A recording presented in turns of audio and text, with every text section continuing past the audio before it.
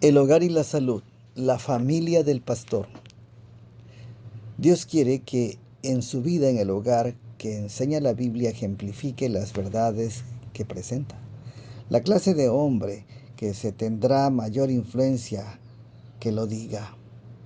La piedad en la vida diaria dará poder al testimonio público. Su paciencia, su carácter consecuente y el amor que ejerce impresionarán corazones que los sermones no alcanzarían.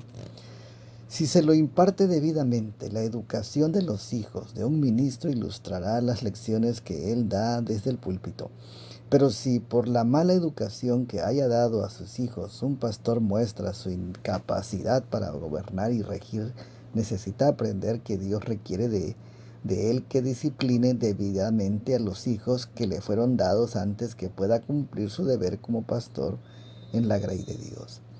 Los deberes propios del predicador le rodean lejos y cerca, pero su primer deber es para con sus hijos. No debe dejarse embargar por sus deberes exteriores hasta el punto de descuidar la instrucción que sus hijos necesitan.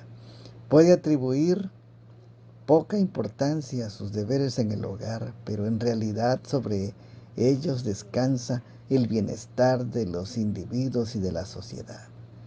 En extenso grado, la felicidad de hombres y mujeres y el éxito de la iglesia dependen de la influencia ejercida en el hogar. Ninguna disculpa tiene el predicador por descuidar el círculo interior en favor del círculo mayor. El bienestar espiritual de la familia está ante todo. En el día de ajuste final de cuentas, Dios le preguntará qué hizo para llevar a Cristo a aquellos de cuya llegada al mundo se hizo responsable. En el mucho bien que haya hecho a otros, no puede cancelar la deuda que él tiene con Dios en cuanto a cuidar a sus hijos. En algunos casos, los hijos de los predicadores son los niños a quienes más se descuida en el mundo, por la razón de que el padre está poco con ellos y se les deja elegir sus ocupaciones y diversiones. Por grandes que sean los males debidos a la infidelidad paternal en cualquier circunstancia, son 10 veces mayores cuando existen en las familias de quienes fueron designados maestros del pueblo. Cuando éstos no gobiernan sus propias casas, desvían por su mal ejemplo a muchos del buen camino. Su culpabilidad es tanto mayor que la de los demás cuando mayor es la responsabilidad de su cargo. Lo que revela nuestro carácter verdadero no es tanto la religión del púlpito como la de la familia.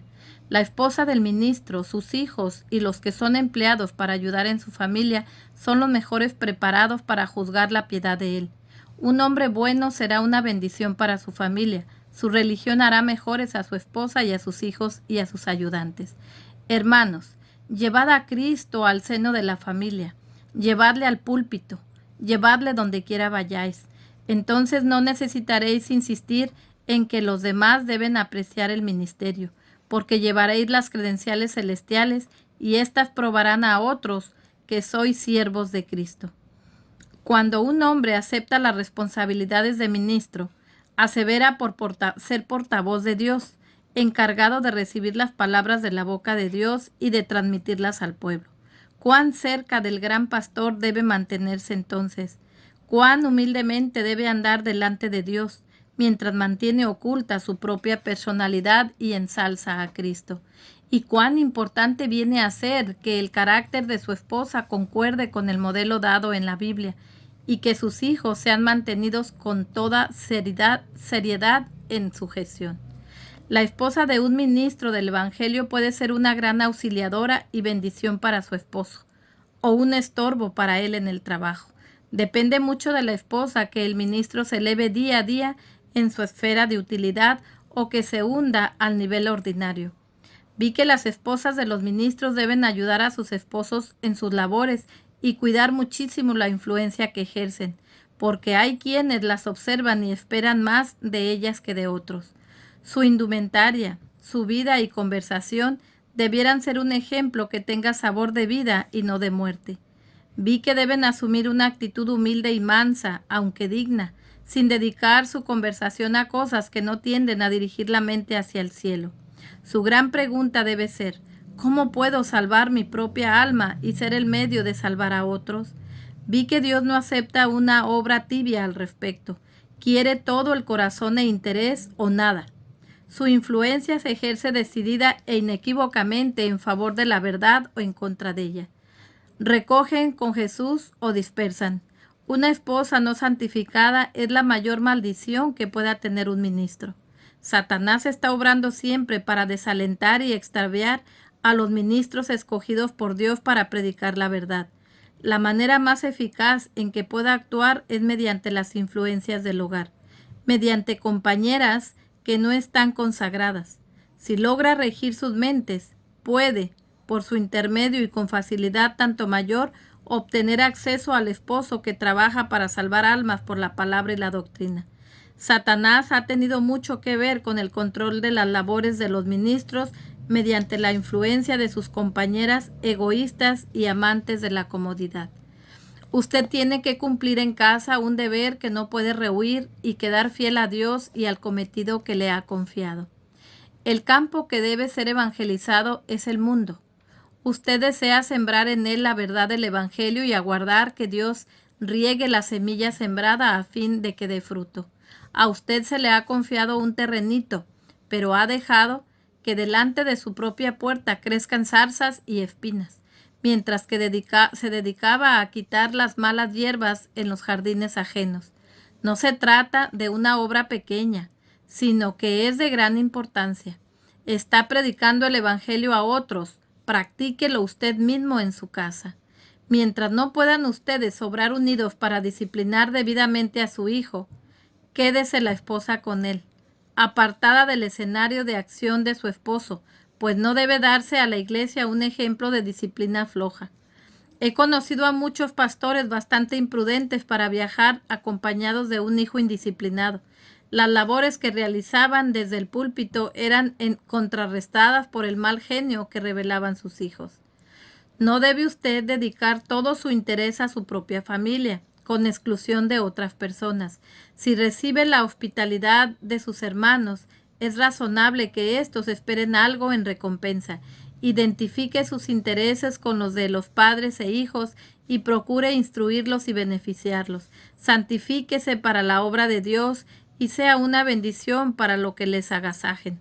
Conversando con los padres sin jamás pasar por alto a los niños.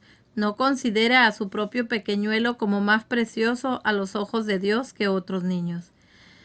Tu padre es ministro del Evangelio y Satanás obra con mucho celo para inducir a los hijos de pastores a deshonrar a sus padres. Si puede, los hará cautivos de su voluntad y los llenará de malas propensiones.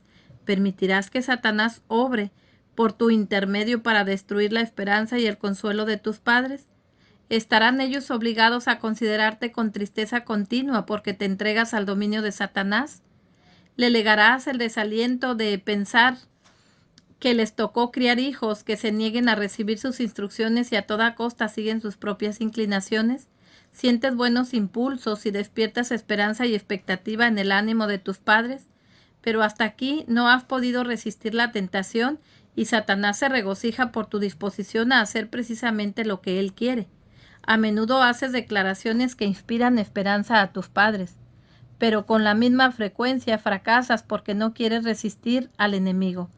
No puedes comprender cuánto dolor sienten tus padres cuando estás de parte de Satanás.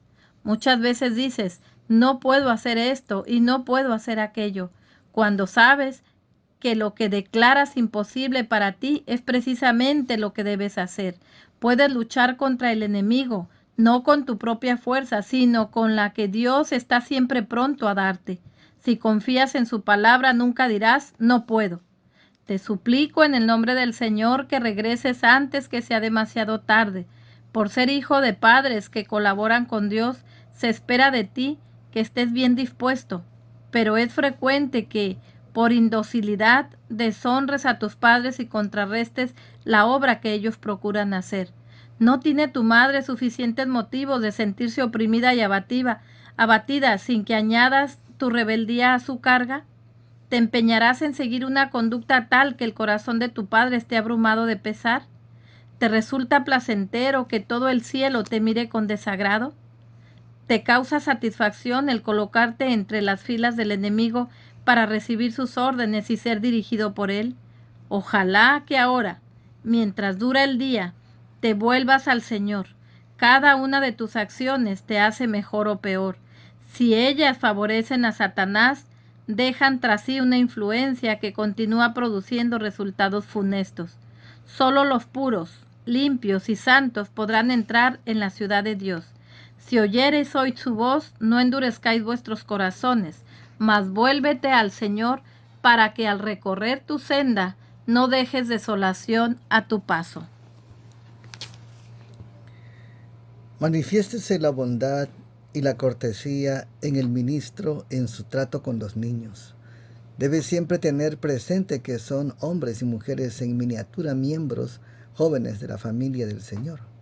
Pueden estar muy cerca del Maestro y serle muy caros, y si los instruye y disciplina debidamente, le prestarán servicios aún en su juventud.